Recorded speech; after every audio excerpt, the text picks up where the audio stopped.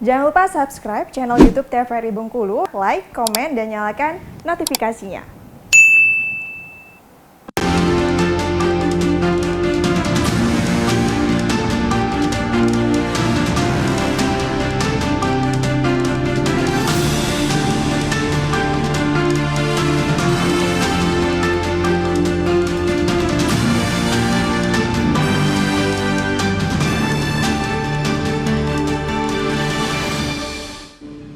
Terima kasih pemirsa, Anda masih bersama kami di Berendo TVRI Bengkulu. Baiklah, kita lanjutkan diskusi kita pada sore hari ini masih terkait dengan waspada cuaca ekstrim di sektor pertanian.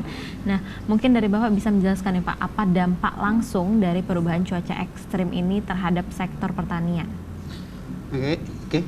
Kita kalau melihat dari cuaca dan iklim, biasanya itu cuaca ekstrim biasanya itu berdampak kepada yang pertama ya hasil pertanian biasanya itu akan bisa meningkat tergantung dari awalnya mereka itu menggunakan bibit apa. Jadi kita biasanya kan kalau kita BMKG itu kita sudah mengeluarkan perakiraan musim itu sebanyak dua kali, yaitu perakiraan musim kemarau dan perakiraan musim hujan. Itu yang biasa kita lakukan 2 kali dalam setahun. Di situ teman-teman dari petani itu biasanya akan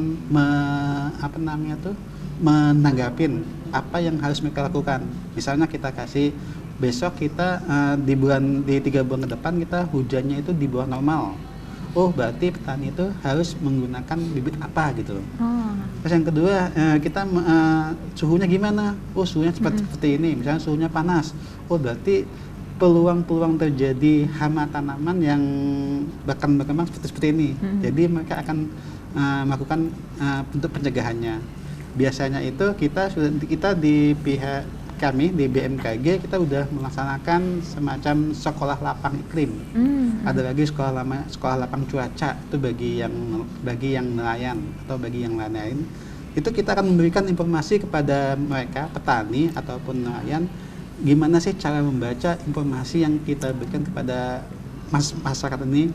Misal di sana di kota Bengkulu besok itu 3 bulan 6 bulan depan itu kita akan menghadapi seperti ini. Oh, apa yang itu mereka udah tahu. Itu yang kita ajarkan kepada mereka.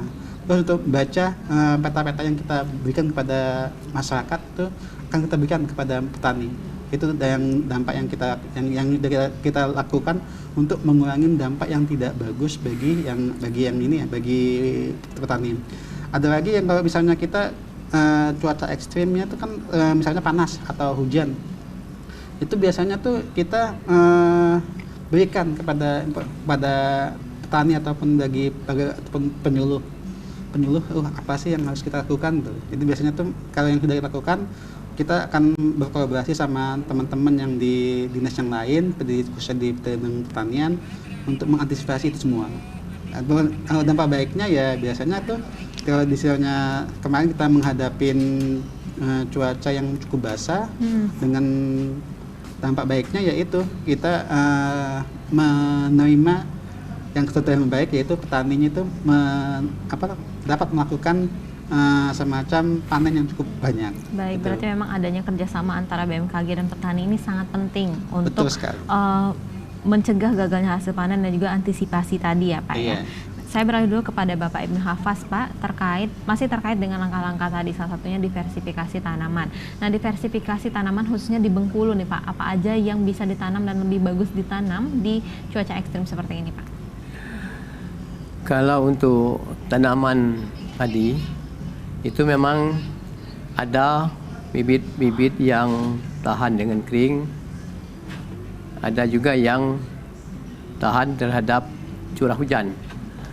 Jadi apa yang disampaikan oleh Bapak dari BMKG ini tadi memang sangat tepat sekali, bahwa kami petani itu sangat membutuhkan informasi seperti itu supaya kami petani ini bertaninya tidak sembarangan, tidak ngawur kan. Jadi dengan adanya informasi seperti itu kami akan tahu bahwa musim ini kapan kami akan tanam padi yang tahan kering. Kemudian kami akan menggunakan pupuk yang sesuai dengan musim cuaca panas. Kemudian kalau musim hujan kami akan tanam padi jenis ini. Kemudian kami akan menggunakan pupuk yang jenis-jenis yang cocok dengan musim hujan. Hal itulah yang kami lakukan supaya hasil padi kami ini tidak terlalu banyak berkurang.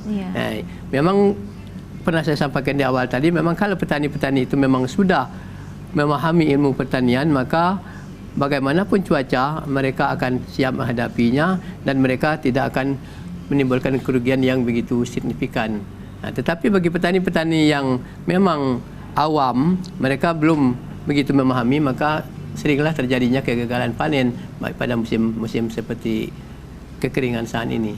Baik, berarti memang adanya kerjasama tadi sangat penting ya Pak ya. Nah mungkin betul. bisa dijelaskan dari Bapak sendiri nih Pak, bagi petani khususnya petani awam, kemana sih harus mencari informasi terkait dengan cuaca ini Pak? Ya, kita ada aktif di media sosial, itu melalui ya ada di media sosial yang hashtagnya itu info BMKG, baik itu di Instagram, WhatsApp group, Telegram group, ataupun dari web kita info bmkgbengkulu.com. itu kalau di itunya. Kalau kita di yang lain-lain di mana di Instagram kita tuh ada info BMKG Bengkulu. Baik, info BMKG Bengkulu ya, bagi untuk khususnya petani yang ingin tetap bercocok tanam di cuaca ekstrim.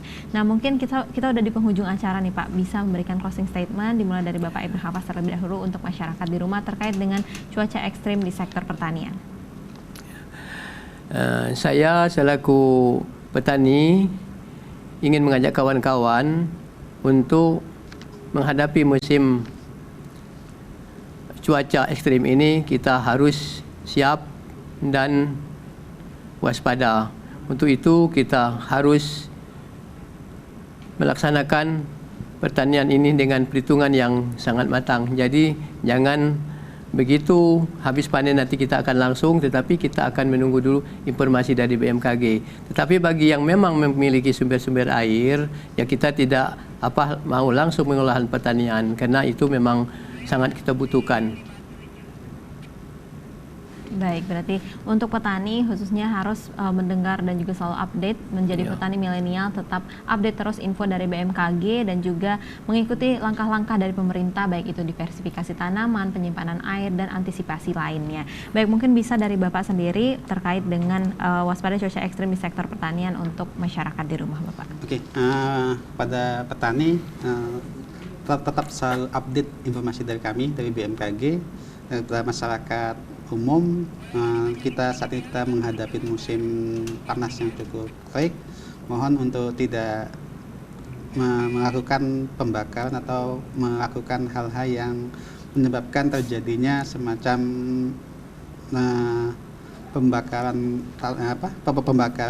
sampah ataupun pembakaran hutan itu, karena itu akan mengganggu ataupun menyebabkan terjadinya perubahan iklim yang akan terjadi secara masif di kita. Baik, untuk pemusnahan sampah ini masih banyak sekali masyarakat di Bengkulu yang melakukan pembakaran. Jadi pemusnahan sampah seperti apa nih Pak yang diharapkan agar bisa mengurangi pemanasan global juga? Kita bisa menggunakan teknologi seperti ada ada pembuatan kompos, ataupun kita melakukan semacam untuk tempat plastiknya kita kumpulkan nanti kita daur ulang lagi. Baik, berarti dari BMKG juga memberikan fasilitas untuk masyarakat di rumah untuk hal-hal seperti itu ya Pak ya?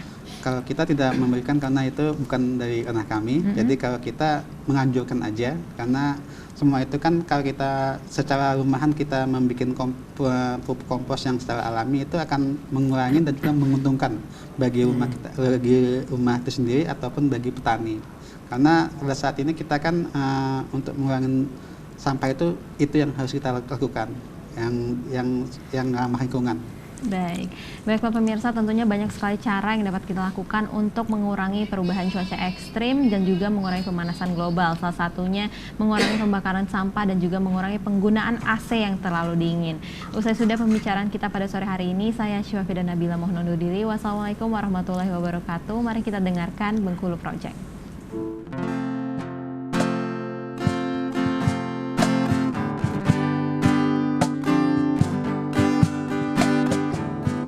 Just the way you said hello, with one touch I can't let go. Never thought I'd fall in love with you. Because of you, my life has changed. Thank you for the love and the joy you bring. Because of you,